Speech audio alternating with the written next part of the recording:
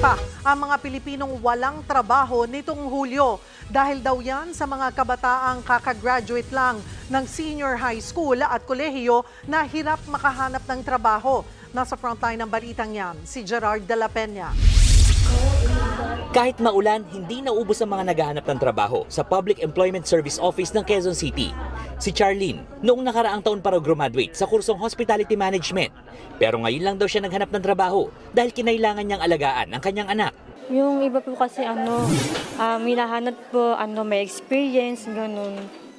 Yung iba naman po, hanapan ka ng at least 1 year experience, ganun po. Kaya ang hirap po talaga sa panahon ngayon maghanap ng trabaho. Ganito rin ang problema ng senior high school graduate na si Kimberly. Kadalasan po talaga hinahanap nila pag bare months, ganyan may experience na po. Ilan lamang sila sa mga bagong pasok sa hanin ng mga manggagawa na hindi kaagad pinalad na makahanap ng trabaho. Sa pinakahuling tala ng Philippine Statistics Authority, umakyat sa 4.7% ang bilang ng mga Pilipinong edad 15 pataas na walang trabaho nitong Hulyo. Mas mataas ito kumpara sa 3.1% na unemployment rate noong Hunyo. Katumbas yan ng mahigit 2 milyong Pilipinong walang trabaho mula sa mahigit 50 milyong mga Pilipinong bahagi ng ating workforce.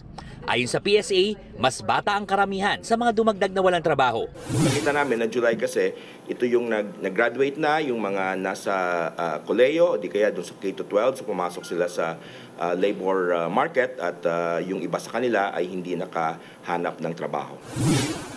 Ilang sektor din ang naapektuhan ng mga dumaang kalamidad, kaya mas mababa ang demand para sa mga manggagawa. Sa kabila nito, may ilan din namang sinuwerte, gaya ng fresh graduate na si Gab. Inaayos niya na lang ang kanyang mga requirement para makapagtrabaho bilang barista sa isang coffee shop chain. Ang sarap lang po sa feeling na, kumbaga yung feeling ko po kasi parang hindi pa ako matatanggap. Then biglang first try, first interview, biglang sabi, okay, you hired na, congrats.